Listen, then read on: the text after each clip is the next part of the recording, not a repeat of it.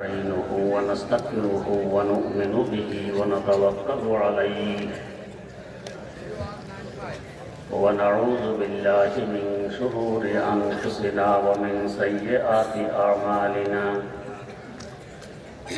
من يهده الله فلا مضل له ومن يضلله فلا هادي له ونشهد أن لا إله إلا الله وحده لا شريك له ونشهد أن سيدنا ونبينا ومولانا محمدا عبده ورسوله أرسله بالحق بشيرا ونذيرا وداعيا إلى الله بإذنه وسراجا منيرا صلى الله تعالى عليه وعلى آله وأصحابه وسلم تسليما كثيرا أما بعد فأعوذ بالله من الشيطان الرجيم بسم الله الرحمن الرحيم اتل ما أوحي إليك من الكتاب وأقم الصلاة إن الصلاة تنهى عن الفحشاء والمنكر ولذكر الله أكبر والله يعلم ما تصنعون صدق الله مولانا العظيم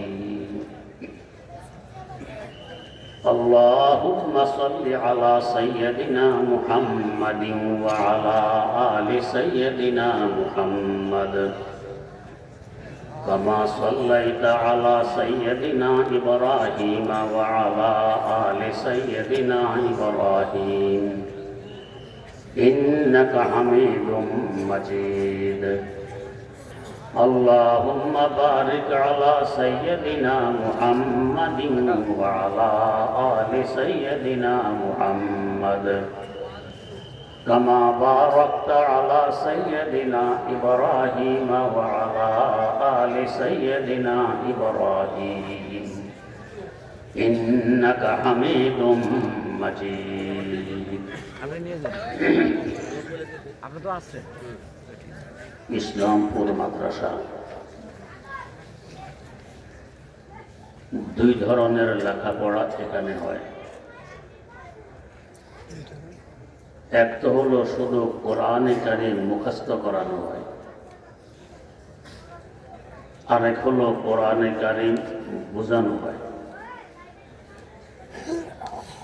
হাদিস শরীফে আছে আল কোরআনু কালামুল্লাহ, কোরআন আল্লাহ রাব্বুল আলামিনের কথা। কথার বাড়ি হলো অন্তর। আমার কথা আমার অন্তরে থাকে, আপনার কথা আপনার অন্তরে থাকে। এই হিসেবে আল্লাহ রাব্বুল আলামিনের কথাও তো থাকবে তার কুদরতি অন্তরে। আমি যদি আমার কথাগুলো আমার অন্তরে রেখে দিই, জবান ব্যবহার করে ব্যক্ত না করি, আপনারা উপকৃত হতে পারবেন না।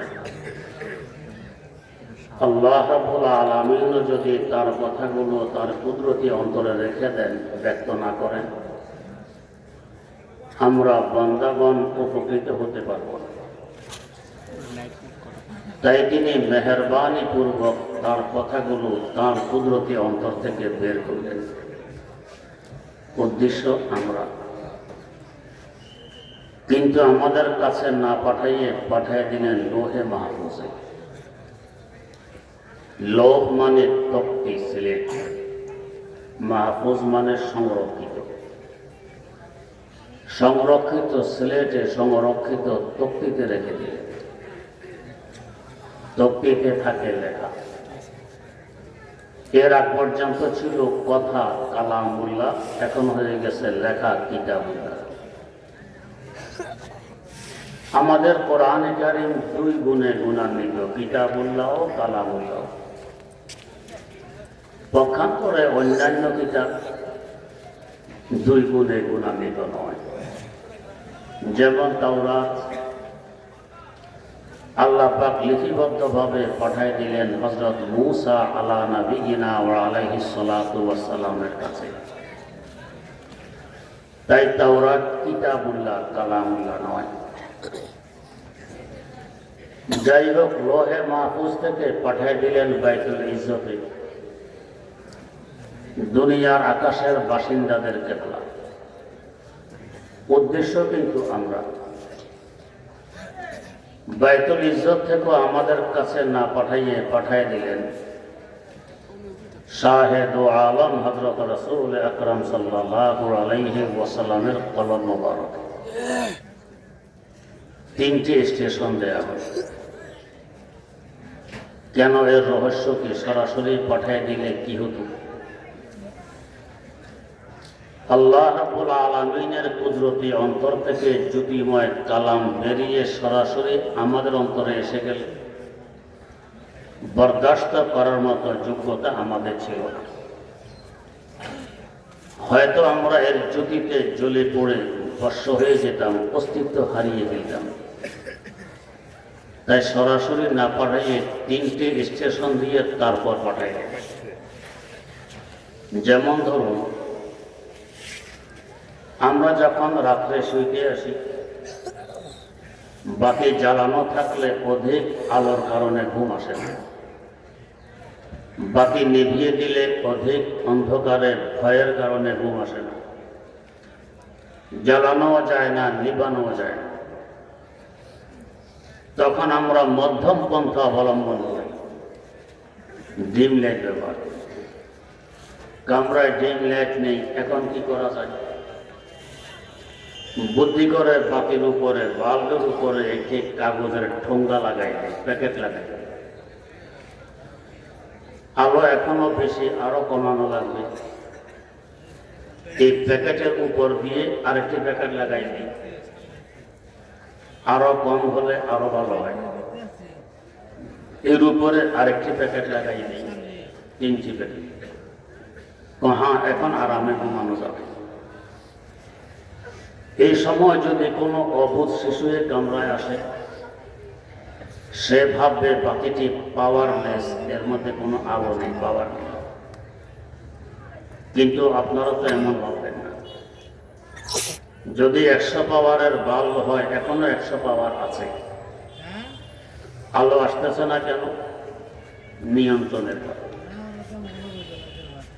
আল্লাহ রাব্বুল আলামিনের কালামে এমন জ্যোতি হয়, নিয়ন্ত্রণ ছাড়া আমাদের কাছে পাঠায় দিলে সহ্য করার মতো যোগ্যতা আমাদের নেই।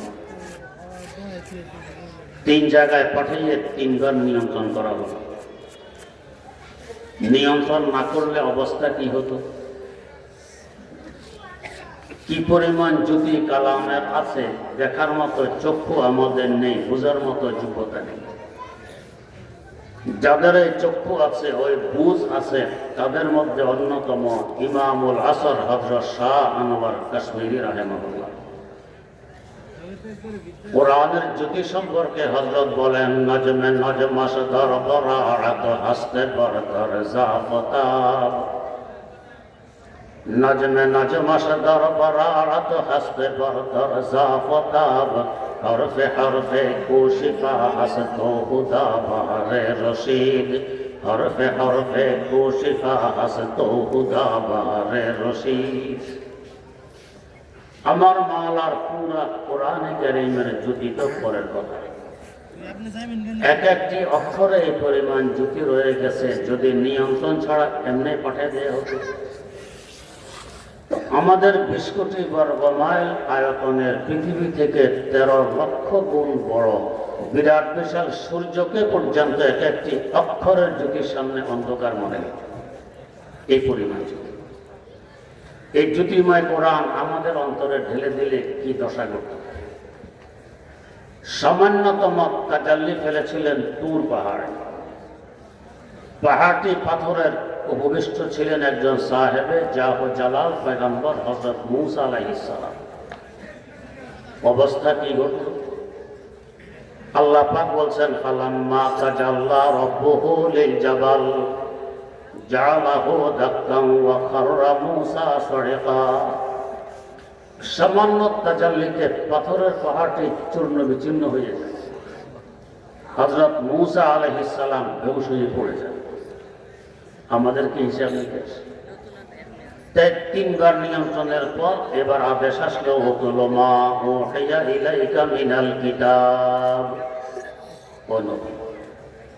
ওহীর মাধ্যমে যে কিতাব আপনার কাছে পাঠানো হয়েছে আপনি তেলাওয়াত করে উম্মতকে পৌঁছিয়ে দিন।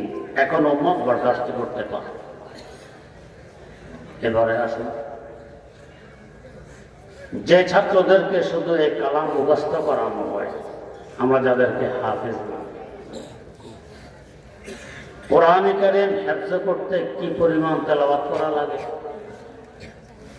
এই বিষয়ে যাদের অভিজ্ঞতা আছে তারা বলেন কমস কম এক একটি আয়াত 2000 বার করতে হয়। তার মানে কোরআন কারীম হিফজ করতে তাদেরকে কোরআন খতম করতে হয়েছে 2000 বার। এখন ওই হিফজ ধরে রাখতে হবে, দৈনিক তাদেরকে 3 পারা করতে হয়। প্রতি 10 দিনে 1 খতম, মাসে 3 খতম, বছরে 36 খতম। সারা জীবনে কত হাজার খতম হয়, আমরা কয় খতম করি? এই কালাম আছে এদের অন্তরে, কালাম আছে দো জাহানের বাদশাহ রাসূল আকরাম সাল্লাল্লাহু আলাইহি ওয়াসাল্লামের অন্তর মোবারক। এদের অন্তরটি এখন সাদৃশ্য হলো রাসূল আকরাম সাল্লাল্লাহু আলাইহি ওয়াসাল্লামের অন্তর মোবারকের। এই অন্তরটির মূল্য কত? কালাম আছে এদের অন্তরে, কালাম আছে বাইতুল ইজ্জতে, এখন সাদৃশ্য হলো এদের অন্তর বাইতুল ইজ্জতে। এই কালামের, এই অন্তরের দাম কেমন? কালাম আছে এদের অন্তরে, কালাম আছে লোহে মাহফুজ, এখন সাদৃশ্য হলো লোহে মাহফুজ। এই অন্তরটির মর্যাদা কেমন? কালাম আছে এদের অন্তরে, কালাম আছে আল্লাহ রাব্বুল আলামিনের কুদরতি অন্তরে। এই অন্তরটি জাহান্নামের আগুনে জ্বলবে, কল্পনা করা যায়? জ্বলবে না তো জ্বলবে না। কালামের বরকতে আল্লাহ পাক এদেরকে এমন পাওয়ার দান করেছেন, কাল কিয়ামতের মাঠে তাদের বংশী এমন দরজার মানুষ যাদের জন্য জাহান্নাম অপরিহার্য হয়ে পড়েছে, এরা সুপারিশ করে এদেরকে জাহান্নাম থেকে নিষ্কৃতি দিয়ে জান্নাতি বানাইতে পারে। এটা তো হলো শুধু যারা কালাম মুখস্থ করেছে, এখনো বোঝে না। যারা বোঝে, অনুবাদ বোঝে, ব্যাখ্যা বোঝে, বিশ্লেষণ বোঝে, তাফসীর বোঝে, যাদেরকে এক কথায় আলেম বলা হয়, এরা কত মানুষকে সুপারিশ করে জান্নাতি বানাবে তার কোনো সীমা সংখ্যা দেয়া হয় না। এরা অসংখ্য মানুষকে সুপারিশ করে জান্নাতি বানাবে। কারণ রাসূল আকরাম সাল্লাল্লাহু আলাইহি ওয়াসাল্লাম বলেছেন, ইন্নাল উলামা ওয়ারাসাতুল আমবিয়া। আলেম সমাজ নবীদের উত্তরসূরি, প্রতিনিধি। যার প্রতিনিধি সে যা করতে পারে, প্রতিনিধিও তা করতে পারে। আপনাদের অনেকের জানা আছে আমাদের চিটাগাং ইউনিভার্সিটি হওয়ার সিদ্ধান্ত ছিল কুমিল্লা। চিটাগাং গেল কিভাবে? তখন এই দেশের প্রেসিডেন্ট ছিলেন ফিল্ড মার্শাল মোহাম্মদ আইয়ুব খান। মাত্র 2 দিনের জন্য তিনি বিদেশ সফরে যান। এই 2 দিনের জন্য প্রতিনিধি বানাইয়া যান ফজলুল কাদের চৌধুরী সাহেবকে, আমাদের চিটাং। ওনাকে চিটাঙ্গের মানুষেরা বলতো ফাঁকা চোদা। এই 2 দিনে উনি কুমিল্লার ভার্সিটি কেটে নিয়ে চিটাগাং কাজ শুরু করে দেন। সরকারের নিয়ম আছে, নির্দিষ্ট পরিমাণ অঙ্কের টাকা কোথাও ব্যয় হয়ে গেলে কাজ এখান থেকে আর সরানো হয় না। উনি 2 দিনে এর থেকে বেশি টাকা চিটাগাং ব্যয় করে গেলেন। অতএব আইয়ুব খান এসে আর এই ভার্সিটি এখান থেকে সরানো। এই পাওয়ার উনি কোথায় পেলেন? তিনি প্রেসিডেন্টের প্রতিনিধি। প্রেসিডেন্ট যা করতে পারে তিনিও তা করতে পারেন। আলেম সমাজ নবীদের প্রতিনিধি। নবীরা কত মানুষকে সুপারিশ করে জান্নাতি বানাবে, কোনো সীমা আছে? নেই। আলেমদের কোনো সীমা নেই। অসংখ্য মানুষকে এরা জান্নাতি বানাইতে পারবে সুপারিশ করে। যদি একবার এই কালাম অন্তরে ঢুকানো যায় এবং কালাম অনুযায়ী জীবন গড়ে তোলা যায়, আল্লাহ পাক এদেরকে দুনিয়াতেও বাদশাহী দান করেন, আখিরাতেও বাদশাহী দান করেন। শর্ত হলো কালাম অন্তরে থাকবে, কালাম অনুযায়ী জীবন গড়ে তুলবে। আমার শেখ মুফতি শাইখুল ইসলাম আল্লামা তাকি ওসমানী দামাত বারাকাতুহুর মুখে শুনেছি, আমাদের মযহাবের ইমাম, ইমামদের ইমাম, দুনিয়াবাসীর ইমাম, সবচেয়ে বড় ইমাম, ইমাম আজম হযরত আবু হানিফা রাহিমাহুল্লাহ, তার সরাসরি ছাত্র হযরত আব্দুল্লাহ ইবনে মুবারক রাহিমাহুল্লাহ, খোরাসানের বাসিন্দা বাগদাদবাসীরা তাকে দাওয়াত করেছে বাগদাদ আসতে, তিনি আসতেছেন।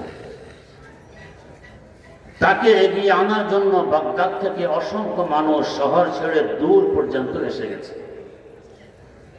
বিশাল কাফেলা তাকে নিয়ে বাগদাদে প্রবেশ করল।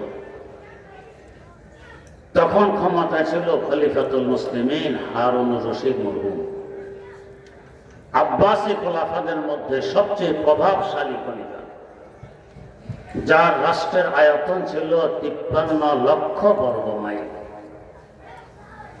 রাজপ্রাসাদের কিনারা দিয়ে কাফেলা হযরত আব্দুল্লাহ ইবনে মুবারক রাহিমাহুল্লাহ তাআলাকে নিয়ে চলছে। খলিফা হারুনুর রশিদ প্রাসাদের ভিতরে। রাজপ্রাসাদের কাছে গেলে হযরতের হাসি এসে যায়।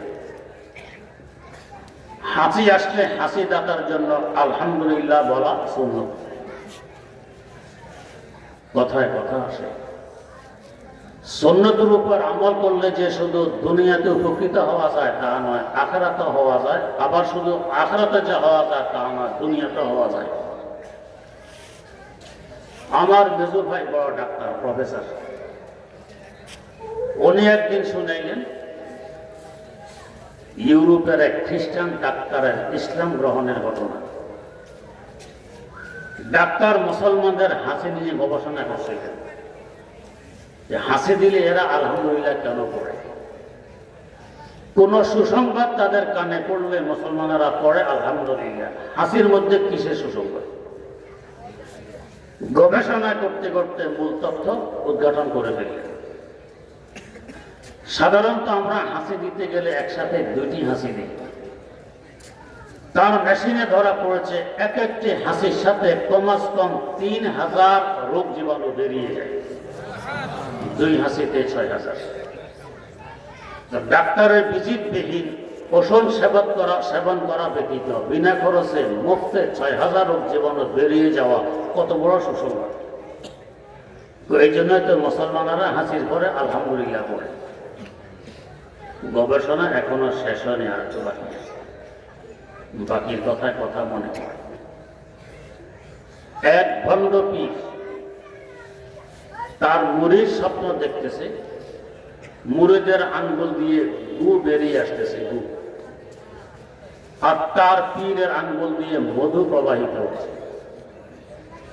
এর পাশাপাশি এও দেখতেছে মুরিদের গুওয়ালা আঙ্গুল পীরের মুখের ভিতরে, পীর শুধু গু খাইতেছে, আর পীরের মধুওয়ালা আঙ্গুল মুরিদের মুখের ভিতরে, মুরিদ মধু চুষতেছে। স্বপ্ন দেখে গেছে পীরের দরবারে, গিয়ে বলছে, বাবা আপনাকে নিয়ে একটি আশ্চর্যতম স্বপ্ন দেখলাম, ব্যাখ্যা জানার জন্য এসেছি। বাবা বলো কি স্বপ্ন? স্বপ্ন দেখলাম আমার আঙ্গুল দিয়ে গু বেরিয়ে আসতেছে আর আপনার আঙ্গুল মোবারক দিয়ে মধু প্রবাহিত হচ্ছে।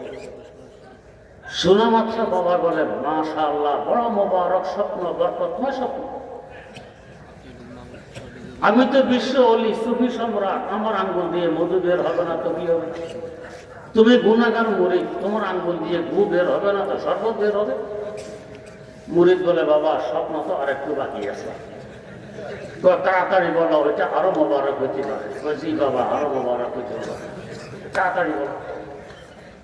বাকি অংশ হলো দেখতেছে আমার গুওয়ালা আঙ্গুল আপনার মুখের ভিতরে, আপনি গু খাইতেছেন, আপনার মধুওয়ালা আঙ্গুল আমার মুখের ভিতরে, আমি মধু চুষতেছি। বাবা বলে, বেয়াদব, বাইরে এখানে উল্টা পাল্টা স্বপ্ন এখানে এসেছে। একটু আগে বললেন মোবারক স্বপ্ন, এখন বেয়াদব হইলেন। আসলে স্বপ্ন ছিল সত্য, বাবা তো বন্ড, পীর মুরিদের নাম দিয়ে দুনিয়া কামানো, গুখাওয়া উদ্দেশ্য, তাই দেখে গুখায়। আর মুরিদ বেচারা সাদা সিধে মানুষ, সে গেছে দিন পাওয়ার জন্য, তাই দেখে মজে চুষে। তো ডাক্তারেরও গবেষণা আরেকটু বাকি আছে। ডাক্তার চিন্তা করল এই গবেষণার যোগ্যতা অর্জন করতে প্রাইমারি স্কুল থেকে নিয়ে মেডিকেল কলেজ পর্যন্ত অন্তত 20টি বছর আমাকে লেখাপড়া করতে হয়েছে, কত মেশিন আমাকে ব্যবহার করতে হয়েছে। মুসলমানদের নবী তো 20 সেকেন্ডও কারো কাছে লেখাপড়া করে। ওই যুগ তো বিজ্ঞানের যুগ ছিল না, কোনো মেশিন তিনি ব্যবহার করতে পারেননি। তিনি কিভাবে জানলেন যে হাসির সাথে 6000 জীবাণু বেরিয়ে যায়, অতএব হাসির পরে আলহামদুলিল্লাহ করতে হবে? নিশ্চয় তিনি সত্য নবী, আল্লাহ পাক জানাইছেন বিদায় জেনে শুনে উম্মতকে তালিম দিয়ে গেছে। অতএব এমন দিন সত্য না হলে কোন দিন সত্য? ডাক্তার একা না, সপরিবারে ইসলাম গ্রহণ করে মুসলমান হয়ে গেছে। হযরত আব্দুল্লাহ ইবনে মুবারক রাহিমাহুল্লাহ হাসি এসে গেছে, আলহামদুলিল্লাহ করেছে। বিশাল কাফেলা জোরে সোরে জবাব দিয়েছে ইয়ারহামুকাল্লাহ বলে। হাসিদাতার জবানে যে আলহামদুলিল্লাহ শুনতে পাবে, তার জন্য হাসিদাতাকে শুনিয়ে ইয়ারহামুকাল্লাহ বলা হলো ওয়াজিব। জোরে সোরে এরা ইয়ারহামুকাল্লাহ বলেছে, বিকট একটি শব্দ সৃষ্টি হয়। খলিফা হারুন রাজপ্রাসাদ বিকট শব্দ শুনতে পেয়ে আতঙ্কিত হয়ে পড়লেন, কারা মিছিল নিয়ে এসেছে আমার ক্ষমতা কেড়ে নেয়। লোক পাঠালেন, দেখো তো কারা মিছিল করে, এদের দাবি দেওয়া কি? লোকজন ঘুরে এসে বলছে, খলিফা কোনো মিছিল নেই। আমি নিজ কানে শুনতে পেলাম মিছিলের আওয়াজ, মিছিল নেই। অনেক খোঁজাখুঁজির পরে বেরিয়ে আসলো মিছিল তো নয়, হযরত আব্দুল্লাহ ইবনে মুবারক রাহিমাহুল্লাহ তাআলার হাসির জবাব। একথা শোনার পর খলিফা হারুন রশিদের স্ত্রী জুবাইদা খাতুন বললেন, হারুন তোমরা কিসের বাদশা? বাদশা তো ওরা। ওদের হাসির জবাবে তুমি আতঙ্কিত হয়ে পড়েছ, কারা মিছিল নিয়ে এসেছে তোমার ক্ষমতা কেড়ে নেওয়ার জন্য। তোমরা হাসি দিলে তো মশা মাছির আওয়াজও শোনা যায়। এদেরকে বলা হয় শাহানে বেকোলা, এরা মুকুটবিহীন বাদশা। বেশি দূরে যাওয়া লাগবে না। বর্তমানে বড় বড় রাজনৈতিক দল, ক্ষমতাসীন দল সমাবেশ ডাকে, বস্তিতে গার্মেন্টসে ফ্রি বাস পাঠায় মানুষ আসার জন্য। স্কুল কলেজ ভার্সিটি অফিস আদালতকে বাধ্য করে সমাবেশে আসতে হবে। সেখানে গেলে ফ্রি বিরিয়ানির প্যাকেটও দেয়। এরপরও মানুষ কতজন সেখানে উপস্থিত হয় জাতির দেখা আছে। হাটহাজারে হযরত আল্লামা আহমদ শফী রাহিমাহুল্লাহ মাত্র একটা ডাক দিলেন, ঢাকার শাপলা চত্বরে 30 লক্ষ লোকের সমাগম ঘটে। তিনি কারো পিছনে আটানাও ব্যয় করেন। তাহলে বলুন তো আসলে বাদশাহী কাদের হাতে? কোরআন যদি একবার সিনে ঢোকে, কোরআনের জীবন গড়ে তুলতে পারে, এদের হাতে বাদশাহী থাকে জীবন দশায় মারা যাওয়ার পরে। লাহোর শহর পাকিস্তানের প্রসিদ্ধতম শহর লাহোর, রাবি নামক দরিয়ার তীরে অবস্থিত। এই দরিয়ার উত্তর পাড়ে একটি প্রসিদ্ধতম পার্ক, নাম হলো শালিমার পার্ক। এই পার্কে সম্রাট জাহাঙ্গীরের কবর। দক্ষিণ পাড়ে কোরআনওয়ালা এক আল্লাহওয়ালা হযরত দাতা গঞ্জে বখশ আলী আল হাজমিরি রাহিমাহুল্লাহু তাআলার মাজার। দুই পাড়ে দিছে। লোকেরা পার্কে ঘুরতে যায়। ঘুরতে ঘুরতে জাহাঙ্গীরের কবরের কাছে আসলে বেশি থেকে বেশি আঙ্গুল তুলে দেখায় এটা জাহাঙ্গীরের কবর। এ পর্যন্তই শেষ। পক্ষান্তরে দক্ষিণ ভারতে কোরআনওয়ালা শুয়ে আছে। আজ থেকে প্রায় 1000 বছর আগে তিনি ইন্তেকাল করেছেন। তখন থেকে নিয়ে আজ পর্যন্ত না রাত না দিন অসংখ্য মানুষ তার মাজারে হাজিরি দেয়, ফাতিহা খানি করে, ইসালে সওয়াব করে। এই অবস্থা দেখে হয়তো জাহাঙ্গীর কবর থেকে আফসোস করে আর বলে, যে দরমাজারে মা গরিবা নাই চেরাগো নাই বলে, দরমাজারে মা গরিবা নাই চেরাগো নাই বলে, নাই পারে পরওয়ানা সুজদ নাই সদায়ে বুলবুলে, নাই পারে পরওয়ানা সুজদ নাই সদায়ে বুলবুলে। হায় আফসোস, একসময় তো ছিলাম মুকুটধারী সম্রাট, আমার নামে বিকম্পিত ছিল গোটা ভারতবর্ষ। আজ আমি এতিমের ন্যায় অসহায় অবস্থায় একা একা একটি অন্ধকার গর্তে পড়ে যাচ্ছে দীর্ঘ ৩০০ বছর যাবত। একজন মানুষ এখন পৃথিবীতে নেই যা আমার একটু খোঁজ নেবে, একটি নেকি পাঠাবে। পক্ষান্তরে কোরআনওয়ালা এক মৌলভী সাহেব নদীর ওই পড়ে শুয়ে গেছে। 1000 বছর যাবৎ অসংখ্য মানুষ তার খোঁজ নেয়, তার মাজারে হাজিরি দেয়, জিয়ারত করে, ফাতিহা খানি করে আর সওয়াব পাঠায়। সওয়াবের পাহাড় তার কাছে জমা হয়ে যাচ্ছে, আর আমি অসহায়। মারা যাওয়ার পরও আল্লাহ পাক এদেরকে দান করেন বাদশাহী। এটা কোরআনের বৈশিষ্ট্য। এই কোরআন আল্লাহ পাক কেন পাঠালেন আমাদের কাছে? এর রহস্য হলো আল্লাহ রাব্বুল আলামিন আমাদেরকে সৃষ্টি করেছেন বন্ধু বানানোর লক্ষ্যে। তিনি হবেন আমাদের বন্ধু, আমরা হব তার বন্ধু। আমাদের আচরণ হবে বন্ধুসুলভ। কি দলিল বন্ধু হিসাবে আমাদেরকে সৃষ্টি করেছেন? আল্লাহ পাক বলেন, ইন্না আরাদনাল আমানাতা আলাস সামাওয়াতি ওয়াল আরদি ওয়াল জিবাল فأبين أن يحملنها وأشفقن منها وحملها الإنسان إنه كان ظلوما جهولا। আল্লাহ পাক বলেন, আমি একটি আমানত দিতে চাইলাম আকাশসমূহকে, এরা অস্বীকার করলো, আমরা নিতে পারবো না, আমাদের ধারণ ক্ষমতা থেকে আমানতের ওজন অনেক বেশি। এরপর দিতে চাইলেন জমিনকে, জমিন অস্বীকার করলো, আমিও নিতে পারবো না, আমারও ধারণ ক্ষমতা থেকে আমানতের ওজন বেশি।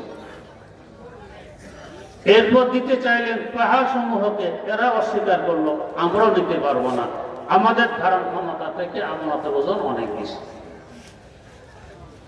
এখানে একটি প্রাসঙ্গিক কথা, পাহাড় জমিনের একটি অংশ, পাহাড়ের তুলনায় জমিন অনেক বড়, জমিনের তুলনায় আকাশ আরো অনেক বড়। মাখলুককে দিতে চাইলে নিল না, তাদের ধারণ ক্ষমতা থেকে আমানতের ওজন বেশি। এরপর আল্লাহ পাক এক দূরে চলে আসলেন ছোট মাখলুকের কাছে, জমিনের কাছে। জমিন অস্বীকার করলো, আসলেন আরো ছোট মাখলুকের কাছে, পাহাড়ের কাছে। মনে হয় যেন উল্টা কাছে। আকাশ যখন এটি অস্বীকার করল, আমাদের ক্ষুদ্র জ্ঞান বলে এবার আরো বড় মাখলুককে বলবেন, যেমন সিদরাতুল মুনতাহাকে বলবেন, কিংবা আরশে মুআল্লাকে বলবেন, আকাশেরা পারবে না, তোমরা না। তা না করে ছোট মাখলুকের দিকে আসলেন, যেন উল্টা কাজ করবে। আসলে আমাদের বুঝ হয় উল্টা, আমাদের আল্লাহর কোন কাজ কোন কথা উল্টা হয় না, সব সোজা হয়। তো তাহলে এখানে নিচের দিকে নামলেন যেন? আল্লাহ পাক ছোটর দিকে এসে এটা বুঝাইতে চাইলেন, আমারে আমানত আকারে বড় কোনো মাখলুক নিতে পারবে না, নেবে তো মাত্র 3.5 হাত বডির মালিক মানুষ। এই ছোট্ট মাখলুক মানুষ নিবে, আকারে বড় মাখলুক নিতে পারবে না। আল্লামা সাদি বলেন, আযাকাতরা লো এলালা কুনাত, আযাকাতরা লো এলালা কুনাত, ওয়াজি সূরাতে সরবে বালা কুনাত, ওয়াজি সূরাতে সরবে বালা কুনাত। ঝিনুক সাগরে বাস করে, হা করলে সাগরের পানি দিয়ে তার পেট বোঝাইতে হয়, সাগরের পানির কোনো অভাব নেই। এই ঝিনুক ভাদ্র মাসের অমাবস্যা রাত সাগরের কূলে উঠে হা করে বসে থাকে। সামান্যতম বৃষ্টির রেণু তার মুখে পড়লে মুখ বন্ধ করে আবার সাগরের তলায় ফিরে যায়। এই বৃষ্টির রেণু থেকে তার সিনার ভিতরে লক্ষ টাকা মূল্যের মুক্তা সৃষ্টি হয়। তো সাগরের রাশি রাশি পানি মুক্তা সৃষ্টি করতে পারলো না, বৃষ্টির সামান্যতম রেণু মুক্তা সৃষ্টি করে দিল। আল্লাহ পাকও বুঝাইতে চাইলেন, আকারে বড় কোনো মাখলুক আমরা দিতে পারবে না, নিবে তো ছোট্ট মাখলুক মানুষ, মাত্র 3.5 হাত বডির মাটি। এখনো মানুষকে নিতে বলা হয়নি। এর আগে মানুষ এগিয়ে গিয়ে বলছে আল্লাহ আমাদেরকে দিয়ে দেবে কেন? तुझे सा कोई हमदम कोई गमसाज नहीं है, तुझे सा कोई हमदम कोई गमसाज नहीं है, बातें तुम्हें हरदम मगर आवाज नहीं है, बातें तुम्हें हरदम मगर आवाज नहीं है। অন্তরঙ্গ বন্ধু কথা বলার প্রয়োজন পড়ে না, বন্ধুর অন্তরে কি আছে আরেক বন্ধু এমনি বুঝে। মানুষ তো বুঝতেছে আমানত তো আমাদের জন্য, দেরি করলে লাভ কি, আগে চাইনি আল্লাহ পাক দিয়ে দিলেন। যদি কেউ না দিতে চাইলেন, কেউ নিল না, বেইজ্জতি হতো। মানুষ নিয়ে ইজ্জত রাখলো। এখন বলার দরকার ছিল মোবারকবাদ, এখানেও যেন উল্টা কাজ করলেন, মারাত্মকতম দুটি গালি শুনিয়ে দিলেন, ইন্নাহু কানা যালুমান জাহুলা। এরা বড় জালেম, বড় জাহিল। গালি খাওয়ার পর সব মাখলুক খুশি, আশরাফুল মাখলুকাত গালি খেয়েছে, কিন্তু গালি খেয়ে মানুষ এদের থেকে আরো বেশি খুশি। আশ্চর্য ব্যাপার, গালি খাওয়ার পরে কান্নাকাটি করার কথা, খুশি কেন? অন্য মাখলুক খুশি হলে মানুষ বেজার হবে, মানুষ খুশি হলে অন্য মাখলুক বেজার হবে, উভয় গুরু খুশি। এটা বোঝার জন্য ছোট্ট একটি ঘটনা বলি। আল্লামা রুমি লিখতেছেন, কায়েস নামক এক যুবক আরেক যুবতীর পাগল প্রেমিক। মজনু বললে আমরা চিনি, মজনুর নাম হলো কায়েস, যুবতী হলো লাইলা। এই অবস্থা দেখে লাইলার আব্বা কারফিউ জারি করলো, মজনু আমার সীমার ভিতরে ঢুকতে পারবে না, পাহারাদার যুক্তি করে রাখে। প্রেমিকার বাপের কারফিউর কারণে মজনু তার প্রেমিকের সাথে সাক্ষাৎ করতে পারতেছে না। এটা তো মজনুর কষ্ট, লাইলার কষ্ট মজনু থেকে অনেক বেশি। কারণ প্রেমের জন্ম আগে প্রেমাস্পদের অন্তরে নেয়, ওই প্রেমের আকর্ষণে প্রেমিক তার দিকে দাবিত হয়, আকর্ষিত হয়। ইশকে আউয়াল ধর দিলে মাশউকে পয়দা নিশাওয়াত, इश्क़ अव्वल दर दिले माशूक़ पैदा मीशवाद, ताना सूज़द शमअ कै परवाना शहदा मीशवाद। মোমবাতি জ্বালাইলে চতুর্দিক থেকে অসংখ্য পোকামাকড় এসে চাপ দেয় আগুনে। এরা বাকির আশেকার প্রেমিক। এরা কখন বাকির প্রেমিক হয়েছে? যখন মনের মাথায় প্রেমের আগুন জ্বলেছে তখন। যতক্ষণ মনের মাথায় প্রেমের আগুন জ্বলেনি, পোকাগুলো এদিকে তাকা যাও দেখে। এদিকে আবার এই পোকাগুলো আগুনে চাপ দিয়ে হাত পা পরপাকা জ্বালিয়ে ফেলেছে, কষ্ট হয়। আগামী দিন সকালে এসে দেখবেন এরা গড়াগড়ি খায়, পরপাকা নেই, হাত পা নেই, তারপরও দৈহিক অস্তিত্ব আছে, কিন্তু মনের তার অস্তিত্বে বিলীন হয়ে গেছে। তাহলে বোঝা গেল কষ্ট বেশি কার? প্রেমাস্পদ। जो जलाता है किसी को वो भी जलता है जरूर, जो जलाता है किसी को वो भी जलता है जरूर, शम्र भी जल जाती है परवाना जल जाने के बाद, शम्र भी जल जाती है परवाना जल जाने के बाद। तो লাইলার কষ্ট আরো বেশি। তাই তার সাক্ষাতের ব্যবস্থা লাইলা করেছে, মজনু করতে পারেনি। কিভাবে করলো? লাইলা ঘোষণা দিল, অমুক দিন আমি আমার স্বহস্তে ফকিরদেরকে ভিক্ষা দিব।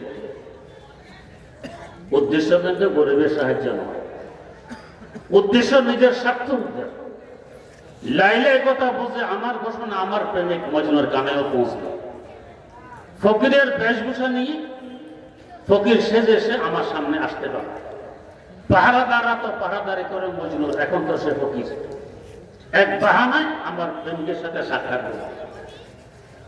যেমন আমাদের দেশের বিভিন্ন এনজিও সুন্দর সুন্দর শিরোনাম নিয়ে আসে, দারিদ্রতা বিমোচন করে, গরিবের সাহায্য করে। আসলে উদ্দেশ্যে গরিবের সাহায্য, আমাদের সম্পদ কেড়ে নেওয়ার পাশাপাশি আমল এবং ঈমান কেড়ে নেওয়া তাদের উদ্দেশ্য। তাই দেখা গেছে একই র্যাঙ্কের চাকরি আমাদের দেশের এক ব্যক্তি করে, আর যে দেশের এনজিও ওই দেশের একজনে করে। আমাদের দেশের লোকের বেতন যদি হয় 20,000, ওদের দেশের লোকের বেতন হয় 1,20,000, এত বেতন। আমাদের দেশের ব্যাংক থেকে লোন নিলে বছরে সুদ দিতে হয় 15%, আর এনজিও থেকে লোন নিলে আগামী সপ্তাহে কিস্তি দিতে আরম্ভ করা হয়। বছর শেষে হিসাব করলে দেখা যায় 150% সুদ তারা নিয়ে গেছে। দিল 100 টাকা, নিয়ে গেল 150 টাকা, মোট নিল 250 টাকা। তো দেওয়া বেশি না নেওয়া বেশি? নেওয়া বেশি। তো শিরোনাম একরকম, উদ্দেশ্য আরেকটি। তো লাইলা শিরোনাম ফকিরদেরকে ভিক্ষা দিবে, উদ্দেশ্য কিন্তু প্রেমিকের সাথে সাক্ষাৎ করবে। ঠিকই নির্দিষ্ট তারিখে ফকিরেরা লাইন ধরেছে লাইলার সহস্তে ভিক্ষা পাবে। লাইনের ভিতরে মজনু আছে। आई लैला और सबको कुछ दिया, हाथ से मजनू का कासा ले लिया। লাইলা এসে এক এক মুষ্টি ভিক্ষা দিয়ে ফকিরদেরকে বিদায় করছে। মজনু সিরিয়াল এসে গেছে। এতক্ষণ লাইলা ভিক্ষা দেয়, ফকিরেরা ভিক্ষা নেয়। মজনুর সামনে আসার পর বাতাস উল্টা দিকে বহা আরম্ভ করে। লাইলা ভিক্ষুক সেজে গেল। এই ফকির, তোর ভিক্ষার জোলা চোবলা টাবলি এগুলো আমাকে দিয়ে। মজনু বলে দিব না, না দে দিব না। এই নিয়ে কতক্ষণ তর্ক। এক পর্যায়ে লাইলে এগিয়ে গিয়ে দোষের টোবলা কেড়ে নিয়ে আসবে। মজনুও ছাড়া না, দুজনের 10টা 10টা। এক সময় টোবলা এসে গেছে লাইলার হাতে। এতক্ষণের অবস্থা তো মনে হয়েছে টোবলার কতদিনের প্রয়োজন ছিল লাইলা। ফকির দিবে না, জোরপূর্বক কেড়ে নিয়ে এসেছে। কিন্তু টোবলা হাতে আসার পরে আষাঢ় মেরে ভেঙে চুরে চুরমার করে দিল। कर दिया तपका जमी पर एक बार, रक्स से मजनू हुआ बेअख्तियार, रक्स से मजनू हुआ बेअख्तियार। एक टुकड़ा भागा দেখে ফকিররা হাত তালি দেওয়ার খুশি। এক ফকির ভিক্ষা পায়নি, পুঁজি বাট্টা হারিয়ে ফেলেছে। ওর ভাগটা আমাদের কাছে আসবে, আমাদের ভাগ বড়। কিন্তু টুকরা ভাঙার পরে মজনু এর থেকে লক্ষ কোটি গুণ বেশি ঘুষে নাচানাচি আরম্ভ করে দিয়েছে। ফকিরা জিজ্ঞেস করে, এই কাঁদো, ভিক্ষা পেলে না, পুঁজি বাট্টা হারিয়ে ফেলেছ, কাঁদার কথা, খুশি কেন? मजनू जवाब दे, यूं कहा खामोश तू आशिक नहीं, आशिकी के रमज से वाकिफ नहीं, ये बला हरगिज नहीं ये नाज है, ये भी माशूकी का एक अंदाज है, किसके आशिक के हो गए ऐसे नसीब, जो बला नाजिल करे अपना हबीब। मजनू বলছে, ও ফকিরের গোষ্ঠী, তোদের উদ্দেশ্য শুধু এক মুষ্টি ভিক্ষা, আমার উদ্দেশ্য হলো ভিক্ষা দাতা। ভিক্ষা এবং ভিক্ষা দাতার মধ্যে যে ব্যবধান, তোদের আমার মধ্যেও সেই ব্যবধান। এক মুষ্টি ভিক্ষা দিয়ে তোদের না আমাকে যদি বিদায় করে দিত, আমার চোখ জোড়াইতো না, অন্তর ঠান্ডা হতো না। আমি তো এই ভিক্ষা দাতার একজন প্রেমিক আর আশিক। ভিক্ষা না দিয়ে টোবলা চাইলো, এক বাহানায় কতক্ষণ কথাবার্তা বলার সুযোগ মিলে গেল। টোবলা ধরে কাড়াকাড়ি করলো, আর এক বাহানা তার দেহের সাথে আমার দেহ মিলল। এতে কি সাদার কি মজা, তোরা কি বুঝবি? এসকো মহব্বত আর প্রেম প্রীতির বাতাস তো তোদের গায়ে।